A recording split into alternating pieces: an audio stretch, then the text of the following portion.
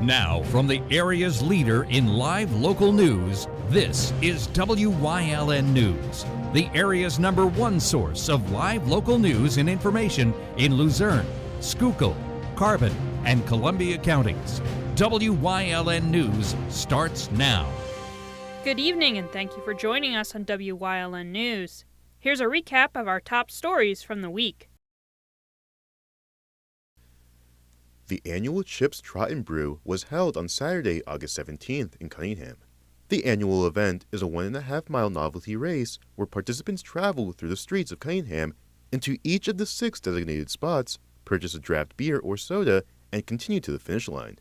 The event is a collaboration between Chips and the Helping Hand Society, as both organizations raise money to help families and children with disabilities. Marketing coordinator of the Helping Hand Society, Angelina Sciano de Cola, spoke with us before the race about the turnout from the community. We have almost 400 people registered, so we have a lot of people, signing up day of, pre-registered, and it seems like a lot of people have their own little teams, and it's just going to be a super fun event soon, and it seems like the weather is still holding up for us. After the race, we caught up with Anthony Yacina, one of the first place recipients, about his experience at the Trot and Brew. This is my first time doing a Trot and Brew. I've done a few just for fun, just to see what I could do. But no, it's my first proper one, and probably won't be my last now. It's a good time. Yacina also told us how important fundraisers like this are for the community. I think all of these causes are good to support. I mean, we saw the little kid beforehand, just the pure emotion out of him, how thankful he was for us to be here. And I think that it just speaks volumes to see him here in front of us. And we're directly helping him out and everyone else around. So I think that's just good to support that. Proceeds from the Trot and Brew will go to the Helping Hand Society. Former President Donald Trump hosted a rally in Wilkes-Barre Township this weekend on Saturday, August 17th. The rally was held at the Mohegan Sun Arena at Casey Plaza. Thousands of supporters packed in front of the arena from the early hours of the morning, with several vendors selling merchandise for fans of the former president. The rally was Trump's 5th visit to Wilkes-Barre since 2016. Lehigh Valley Hospital Hazleton recently received a $5,000 donation from Kevin McDonald, the owner of Dementi's Restaurant in Drums.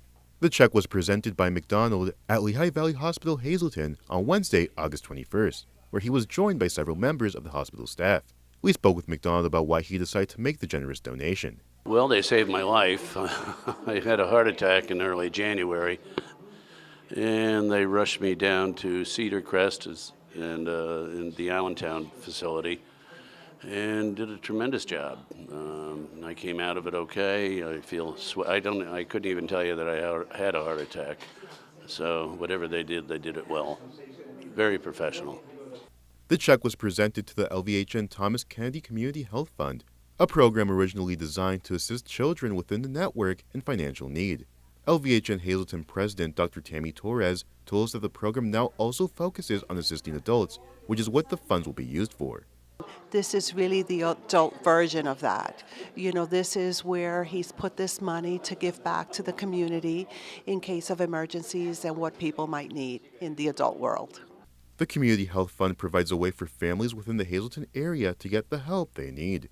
So if there's a crisis in the family, they might need to get a ride to and from somewhere, or there's some crucial utility bills that might have to be paid, or if we have to ship them off to Cedar Crest for higher level of care and they have no means of getting there, we would utilize this fund to help the families get to be with their loved ones and support them also in getting back here into their hometown.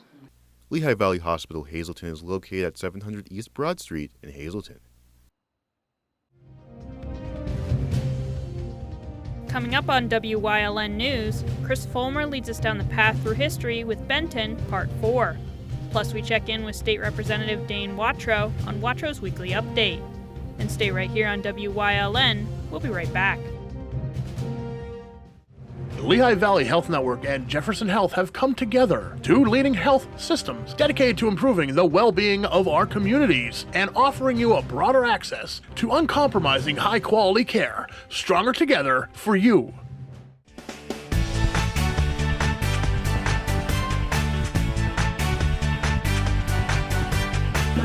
Charlie. I am 8, and the forecast for tomorrow is partly cloudy.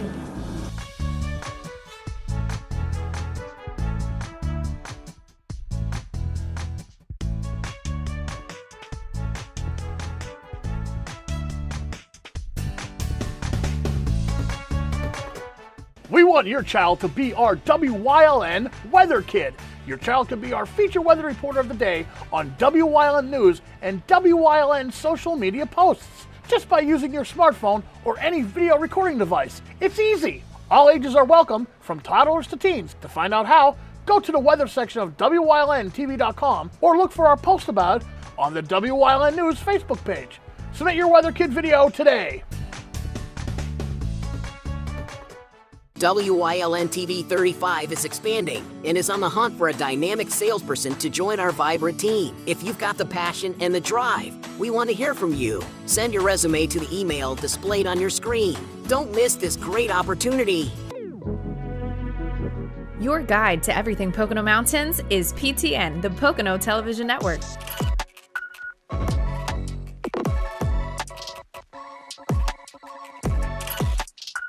Tune in and see all the unique places to stay and things to do in the Pocono Mountains.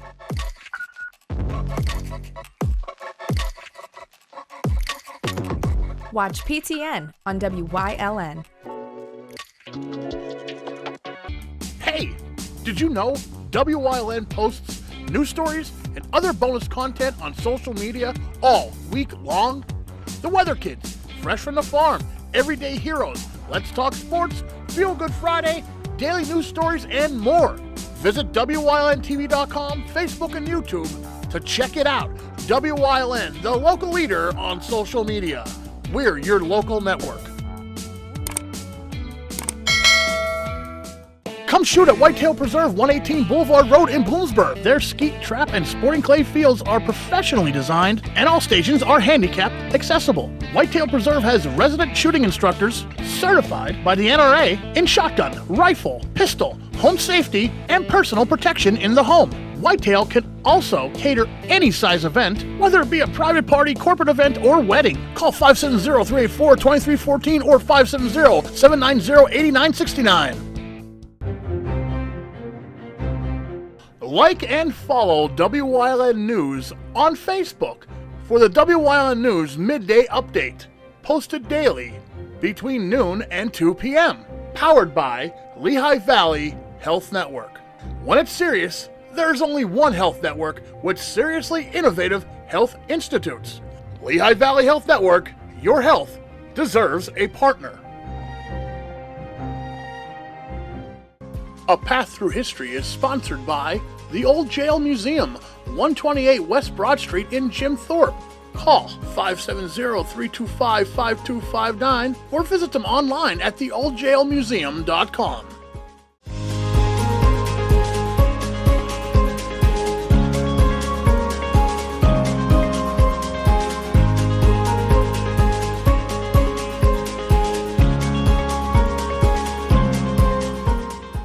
In the Benton area, the movies would find a home in town when the Ritz Theater opened on April 19, 1916.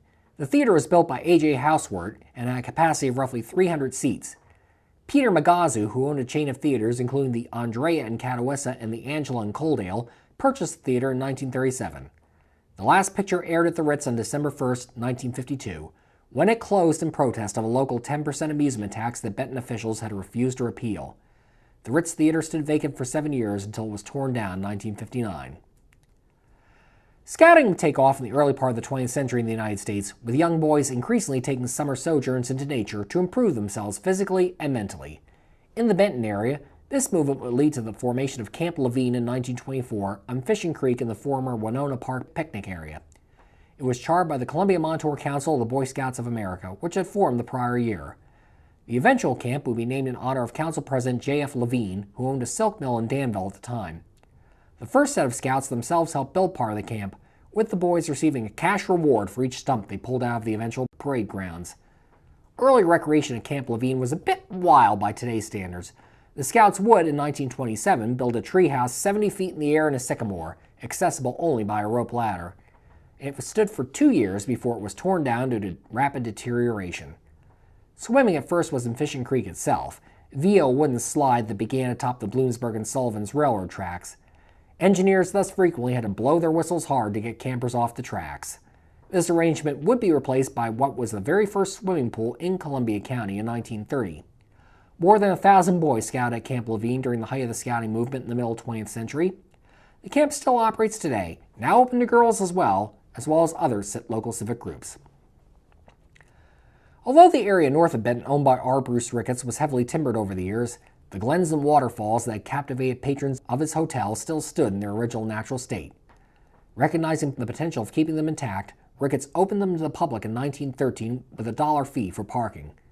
Following Ricketts' passing in 1918, the State Game Commission bought nearly 50,000 acres from his heirs to create State Game Lands No. 13, leaving the Ricketts family the glens and waterfalls. Beginning in 1935, an effort was made to designate the remaining holdings as a national park, although this would be defunded the following year. Finally, on August 1, 1941, Governor Arthur James signed a bill that created Ricketts Glen State Park. Pennsylvania bought the land from the Ricketts family the following year and opened the park to the public on August 1, 1943. The state made improvements in the glens, rebuilding the trails and bridges that passed by the waterfalls. It also removed all the Ricketts family's dams on the properties and replaced them with more modern ones. Today, Ricketts Glen State Park continues to offer guests a strong taste of nature, especially in the still intact glens where the waterfalls still flow freely. Ricketts Glen State Park was also, beginning in 1950, the site of a military radio station. Operated by the 648th Aircraft Control and Warning Squadron based out of Fort Indiantown Gap, it was designed to serve as an early warning system in the event of a Soviet attack during the Cold War. Roughly 300 servicemen would be stationed at the facility during its peak before the 648th would be deactivated in 1975.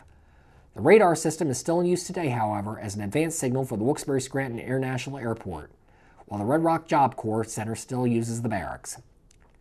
In the middle 20th century, Benton residents had several attractions just to the north in Red Rock to take in on an open day. The first of these opened was the Wyant Museum in 1954. It was the creation of Charles and Jessie Wyant, who had collected countless artifacts during Charles's long career with the U.S. Bureau of Fisheries, which had included time at the nation's largest fishery in Marion, Alabama, and a stint as a federal hatchery superintendent for a 5-state area. Wanting to share everything they'd accumulated over the years with the public, Charles and Jessie opened their house to tourists on Labor Day weekend in 1954. They built an annex next to the house 4 years later to better hold the large collection. The Wyant Museum would be open to the public Wednesdays through Sundays, and admission was free. Guests who stepped inside could look at the Wyant's collection of more than 8,000 Native American beads, 6,000 arrowheads, countless firearms, and a large taxidermy collection of bobcats, foxes, weasels, owls, pheasants, and other wild creatures. The collection also included a bayonet said to have been used in the capture of British Major John Andre before he and Benedict Arnold could turn control of West Point over to the British in the Revolution, a butterfly collection, petrified wood from Alabama, and a set of shark's teeth. Charles and Jessie Wyant announced closure of the museum in July 1979 due to declining health. Their daughter Doris, however, continued to operate the complex for another quarter century by appointment only. After Doris's death in 2004, the Wyant Museum's collection was auctioned off. Around the time the Wyant Museum opened to history lovers, nature lovers in the Benton area would get their own place to go when the Red Rock Game Farm opened on May 30th, 1957 on Route 118 north of the borough. It was the brainchild of Henry L. Vonderheide, who, with his brother Fred, ran the local Von Brothers Circus. Henry, having noticed during his shows that the audience paid more attention to the animals than any other act, wished for a place to display his circus's animals when not touring. He thus bought 8 acres of land from Brian and Edna Laycock in 1956 and quickly built a zoo on the site. Guests stepped inside a reproduction of an old fort to take in numerous exotic animals: lions, tigers, bears, peacocks, monkeys, alligators, vultures, deer, horses, rabbits, llamas, and elephants were just a few of the over 100 animals to call the Red Rock Game Farm home over the years. For younger guests, a special treat was a stuffed deer named Rudolph, who would go down in history as a perfect ride for a family photo outside the zoo. After several years of devoting his full attention to the game farm, Vonderheide restarted his circus, frequently takes some of the game farm's residents around the area for special events. The death of Henry Vonderheide from cancer on April 20th, 1967, spelled the end of the Red Rock Game Farm. The animals will be sold off to new owners, and the land that once held wild animals is now private property. And Benton proper would see a major tradition begin in 1985, when the very first Benton Rodeo will be held. From that start, the event has grown to a major happening that is today considered one of the best rodeos east of the Mississippi River.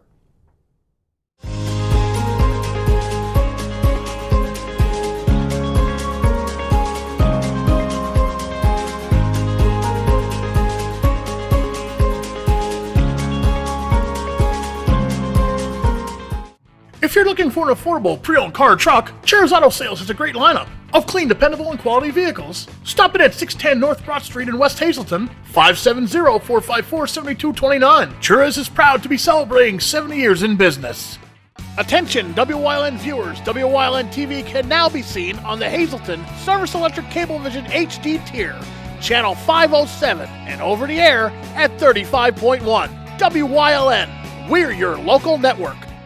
Are you waking up in the morning with a sore jaw, headaches, maybe even ringing in your ears, all because you're grinding and clenching your teeth at night?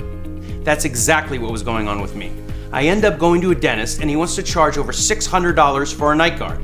That's when I found this, the Brux night guard. This was a game changer. It's smaller than other night guards that I tried, which is a good thing because it doesn't make me gag. It could fit on the top or the bottom of the teeth. It's lightweight and super comfortable. Now the Brux Night Guard redirects the bite force away from the back teeth, reducing jaw pain while still protecting the teeth. This unique design is what makes Brux Night Guard different from all other traditional grind guards. Go to bruxnightguard.com and order yours today. Your teeth will thank you for it in the morning. Go to bruxnightguard.com and use the promo code to activate your special TV offer. That's bruxnightguard.com.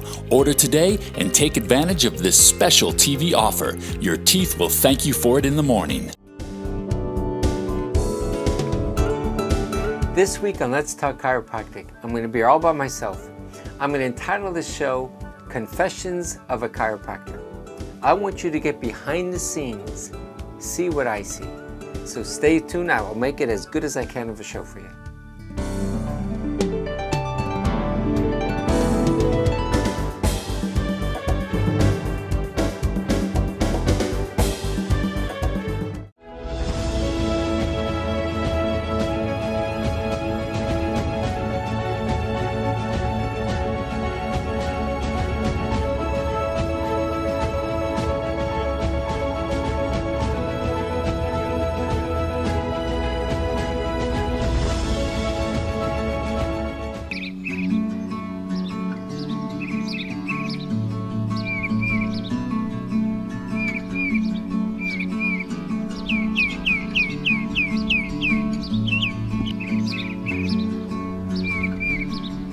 Hi, I am Dane Watro, State Representative of the 116th District, and we are in Schuylkill County at Smoky Hollow Winery with my friend Austin. Austin, thank you for joining me here today. Yeah, thanks for coming. We have so much to discuss in such a short period of time, but I want to discuss the background of how you formed Smoky Hollow, the history behind it, the name, and then we're going to dive into the product right here in Schuylkill County. So if you could start off by just telling me a little bit about yourself and where the name Smoky Hollow came from. Yeah, sure. So I'm Ringtown native, born and bred.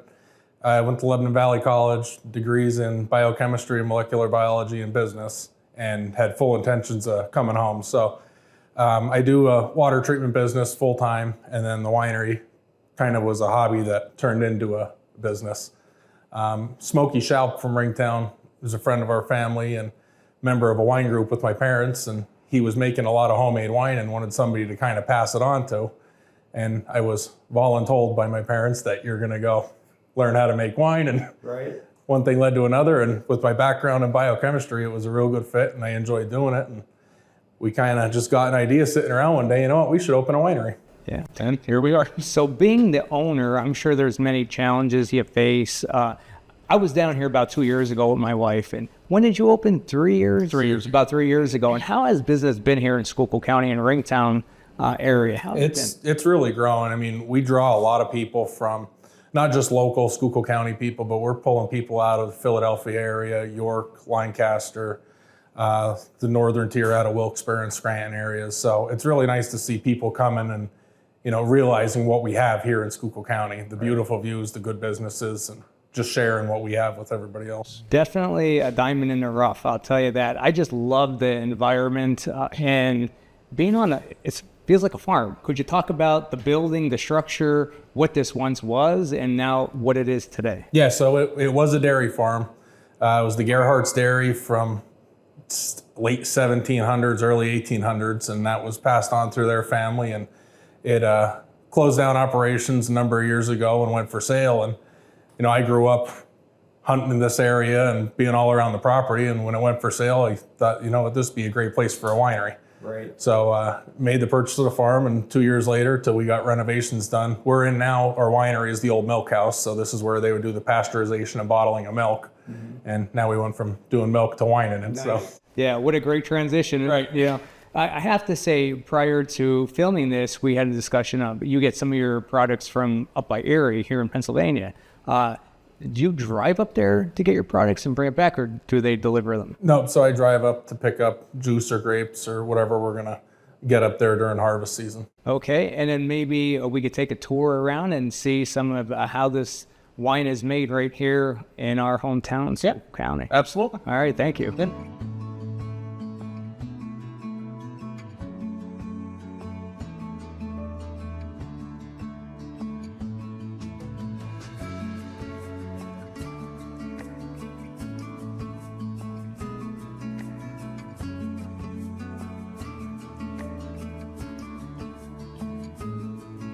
Austin, I have so many questions. Right now we're in a different section of your winery. I'm assuming in these big carafes, is that, if that's what you call them, is this actually where the wine is stored and brewed, or? Yep, so these are all variable capacity tanks, stainless steel. We do everything but our barrel aged Cab Franc in stainless steel. So this is where the fermentation happens all the way through the aging and clarification. And then once we get done with that, it's right to the bottling line and stacked up for sale. I have to ask, because these are just super clean. Is it like a sanitation process from when you change different products from maybe sweet wine to dry wine? It's for any wine. It doesn't matter if you're going sweet to dry. Part of being a winemaker is being a cleaning guy. I mean, Right. you're doing 90% sanitation and cleaning, Right. and 10% actual winemaking. Because if you get any type of contaminants in, you're going to screw up a whole batch. I see. This is very just a clean facility all through and through, from this section of your company to your section out there where you host your guests, I guess. Everything is just completely spotless. The environment is absolutely amazing. I enjoy just being here. I know as soon as I get home today, my wife is going to say, so when are we going? Because she's been on me for quite some time since we first experienced this diamond in the rough. Austin, I have a question for you. These, I mean, they're beautiful barrels. Where are these, where do you get these from? So that's our bourbon barrel aged Cab Franc that's in that. They come from Hidden Stills in Hershey. So when they get done using the barrel for their bourbon, it has to sit in there for 5 years till they can bottle it and bond. When they get done, they give me a call and say, hey, we have fresh barrels ready for you. And I'll go down and get them, or they bring them up, and we put our Cab Franc in there to age for about 9 months before we bottle it. Does that give it a certain taste? Yeah, so it's going to pull more oak and tannins and a little bit of a bourbon flavor, especially on the nose. Okay, and you have those for sale as of right now, or Yep. is it more in the fall? No, we have them right now. They're always limited batches, but we do still have some for probably the next month or so. Okay, more for personal use right now. I'm looking at it, but yeah, this is very, very neat. I see so many people in the country use these as like a tabletop in their homes. Yep. Very awesome. You have a great business here. I wish you all the best of success, and I'm very happy to say you are my only winery in the 116th Legislative District. That's why it was super important to get out here, talk with you, and you have a great thing going, and I see great things happening. Thank you very much. Appreciate it.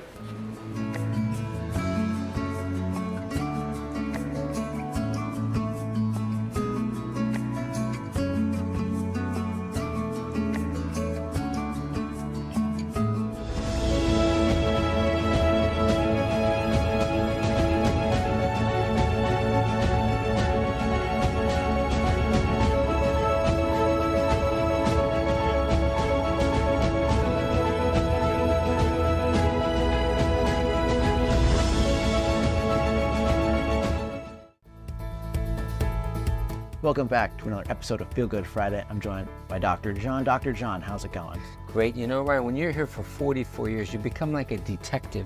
You start looking at the little things patients do and what could help them, and that's what this one's going to be Yeah, about. that's what we're talking about today, because there's some rules that you have taught me as well that we're going to teach the viewers today. So let's start with not having your wallet in the back pocket when you're sitting down.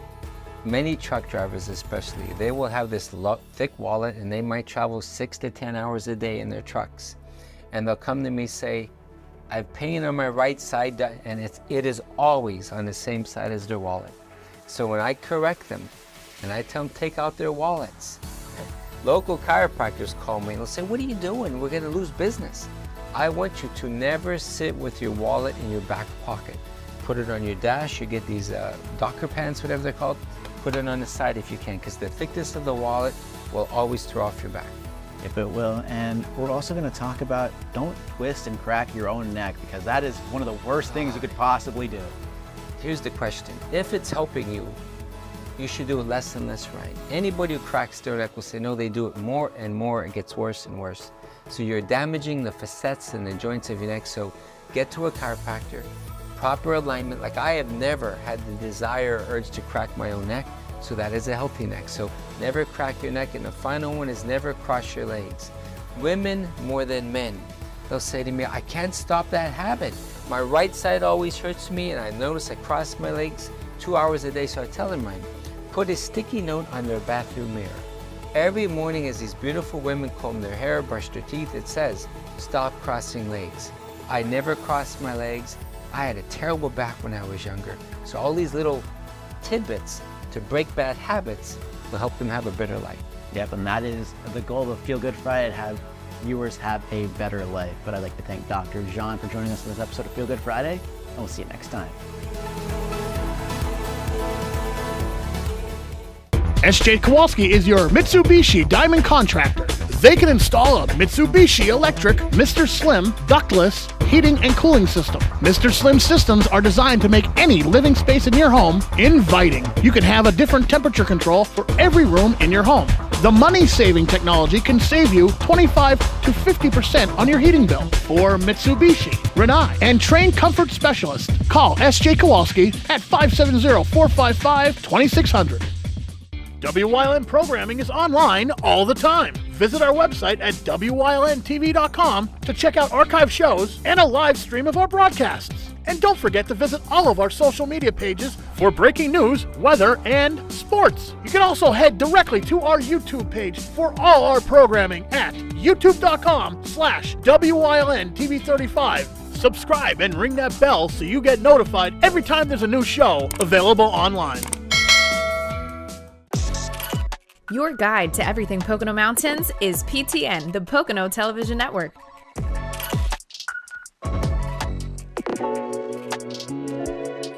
Watch PTN on WYLN. Do you like craft beer? Do you want to learn the right way to sample wine? How about checking out a restaurant with a unique flavor or a crazy food challenge?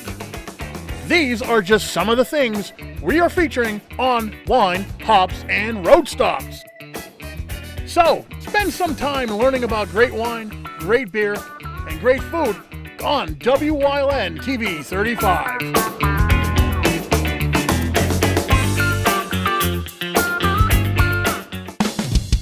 PPW Nation, get ready for the best of PPW Season 2. Join Paul Bowe, E. Julius Kuiper, Alexander Bravado, Tom Mitchell, and Alex Watt as we take you down memory lane and relive some of the best PPW matches of all time. Saturdays at 5 p.m., Sundays at 10 p.m., only on WYLN.